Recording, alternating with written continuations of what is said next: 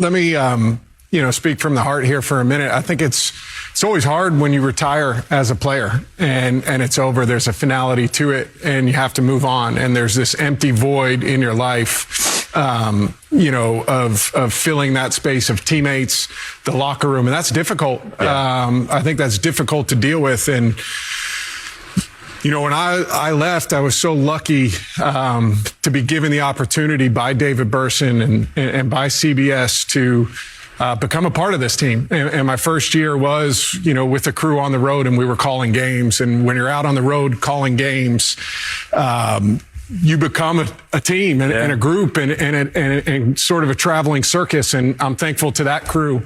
And then the last 2 years, you guys have become my team. And it's helped me a lot because it's not easy. And I think former players, we can all, and coaches and people in that space, we can all relate to that. But you guys have made it better for me and realize that, there's life after and you keep going. And now, again, to be able to get back into that environment in the organization, that I spent so much time with, it was one of one. And I'm excited about that. But I love you guys. Love you too. I appreciate it. I love everybody who's back here, everybody who's a part of it behind that no one can see. This is the best group that you could be a part of. I think we do it better than anybody else on air. That's a fact. And I am so appreciative of my friends. Talk about your three boys so much was... Stop it right there, Peggy. Stop it right there. Mm-hmm. Because I'm happy for Matt Ryan. Yeah. I really am. Yep. But I won't be me if I don't keep it at a buck. Well, keep it G then. I'm all for former players stepping into executive leadership with different franchises and organizations. Make no mistake about that. Mm-hmm.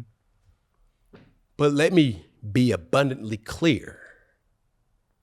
There's a vast difference in who's getting these jobs. Mm. Give you an example. Well, he mentioned a CBS executive that will remain nameless. Yep. And it's a lot of respect and admiration of CBS, no different than Disney and ESPN. And for what they've given me, ESPN that is a platform that showcases the difference in opinion. And they've given me a voice. And I'm forever grateful for that. Yeah. But when you're talking about what my point is as far as giving or being an advocate to minority former players having a seat at the table as well too in the executive leadership position, that's football operations, that's general managers, that's anything. President, whatever. It don't listen, dog. Hey, we experts too. And this is no shot at Matt Ryan. Mm-hmm. This is no shot at John Lynch. This is no shot at Dan Morgan.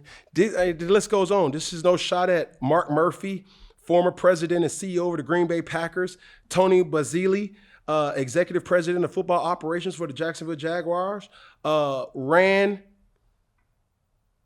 Cawthorn, general manager for the Tennessee Titans. I'm not going to sit up here and denounce what Dan Morgan has brought to the Carolina Panthers. Yeah. But they all are Caucasians. When are we, as minority individuals, going to have a seat or an opportunity? Yeah. Because you're the majority of the NFL. Playing. Like when? And I don't want to come off as bitter. Yeah. I'm past that point. I'm over here highlighting a big space on a whiteboard that's like, ain't nobody gonna keep.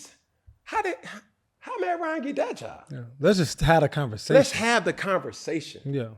Then you will say, okay, Cam, what's your point? Who would you want? Well, it's simple. You got guys like Louis Riddick, who is actively tried to, fill a void for a general manager position, he's still working at ESPN. I got a fond respect of an individual that I get to work with on a day-to-day basis. Ryan Clark. Ryan Clark will be a hell of an executive leader. He carries himself in a very godlike figure, very articulate, understands the game of football. Yeah. And then I will even say this particular person, Larry Fitzgerald. These individuals know ball, bro. And I just hate that I come from a situation where I've always seen certain people with certain job descriptions that does not relate to me. Mm-hmm.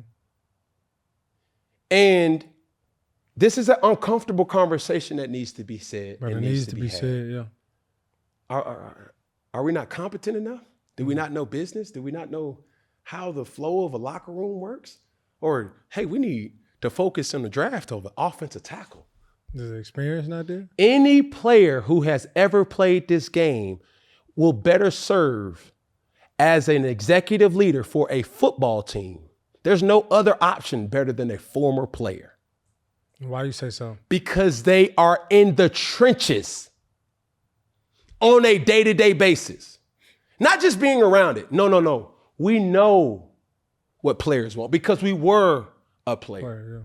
Yeah. And this is not a knock to John Lynch. This is not a knock to Matt Ryan. This is not a knock to any other specific individuals that I named. But I will remind you, one of the greatest GMs to ever do it and to implement his greatness was a GM and a former player by the name of Ozzie Newsome. Mm-hmm. The culprit, the person who orchestrated and conducted the dynasty for the Baltimore Ravens. He was credited for drafting guys like Ed Reed, Ray Lewis, Haloti Ngata, Joe Flacco, Lamar. So we're not able. And I hope this does rub people the wrong way. Because I'm the person that uses the platform not to spew nonsense. It's, hey, let's have these conversations. Yeah. Because the Rooney Rule isn't being implemented like it was supposed to. Is it just like a checkoff? Yeah, it's like, we interviewed, a black coach or a minority coach and whatever. And not saying only because they're black they should get the job. The most talented and most qualified person. Regardless. Yeah. No matter the whatever, bro, it should get the job. But give them the opportunity. It looks like everybody who fits this position looks the same. Yeah. And why is that? You know what I'm saying? Yeah. And I'm not afraid to really have these conversations. And those aren't the only people that's able to do it. Roger Goodell needs to be on notice. And Roger Goodell has impacted this game and has skyrocketed everything about the NFL. That's facts. Shout out to an executive leader that is a part of the NFL and Troy Vincent. Yeah. Troy Vincent has been almost a sign from heaven with helping me in ways of giving me access, giving me certain things that like, hey man, I want to put your eyes on this. Yes, bro. And I don't want to make this about a black and a white thing. I want to make this more about an equality thing. For sure. Because it's hard for me to look at these rosters of executive leaders and see minority leadership of former players. And then when you start to look at the teams, Mike Vrabel played in the league. Damn good coach. He know a thing or two about ball. D'Amico Ryans also played in the league. Damn good coach. So it's not to say that we ain't capable or competent. Because some would say, and this is where I'm like, hey now. Why are you expecting something from me that you don't expect from somebody else? Mm-hmm. I'm not saying that he didn't or does not have any executive kind of internship or phase to belonging as head of operations or as a president for the Atlanta Falcons and Matt Ryan. But all I'm saying is did we really vet Everybody that we could. And that's not just for them. It's for every organization making hires. I think Matt Ryan's hire now gives more opportunity to former players. Correct. I'm good with that. That helps, yeah. It helps immensely. Mm-hmm. But all I'm saying is, when you got quality guys that have also played this game, are they getting the same opportunity? Yeah. Just the consideration ain't enough at this particular point. Yeah, nah. Like we want a real chance. And I'm not calling anybody out. I'm not calling and saying y'all got to do better. I'm not in the position to check any person that has hired the individuals that I stated, because John Lynch is doing a damn good job. For sure. You see what I'm saying? Mm-hmm. With hiring not only the head coach, but all the personnel pieces. Yeah, he's doing for the an amazing San Francisco job. 49ers. Man, they're doing a great job. Like you said, Dan Morgan's dog. Dan Morgan has done a great job. Yeah. You see what I'm saying? And I had the opportunity to see him on my second go around with Carolina. Yeah. Like, yes, individuals are really working towards being presidents, general managers. But the buck stops at certain places. Yeah. Where now you start putting the microscope and saying, why aren't African Americans or minority coaches having the opportunity to coach thinking positions? Yeah. You didn't say that, Cam, did you? I definitely did. What's the thinking position? A middle linebacker position, quarterback position, offensive coordinator, defensive coordinator. Yeah. And shout out to, Atlanta just had a minority. Did. Yep. But they just fired. Las Vegas just fired their coach. Mm. Miami Dolphins just fired their coach. No. Huh? It doesn't mean Mike Tomlin. Hey, bro, we don't want to go there with that one. Yeah, he's certified. Kevin Stefanski just got fired, didn't he? Yeah. So don't sit up here and say this is a black and white thing when I'm sitting up here saying this is an equal opportunity thing. They ain't the only coaches that can coach. Correct. They let tell the best man win, regardless of whatever position it is. I'm just being an advocate of a person that I'm seeing, or I'm saying what I'm seeing. Mm-hmm. Now, as a player, if you look up to the front office and see a diverse group, what does that add to? Like, how much value is It's that? not even diversity more so than talking to a person that can cope with your issues. Okay. Certain things that the team's done. Going to talk to a Dan Morgan will be easier than talking to a person that's just been around. Because Dan Morgan knows what it is. He knows, bro. He knows like certain breaks in the game you're just not going to get. Man, we want to have that playback. Yeah. As a former player, you are privy to certain things and makes you an expert that people will never understand.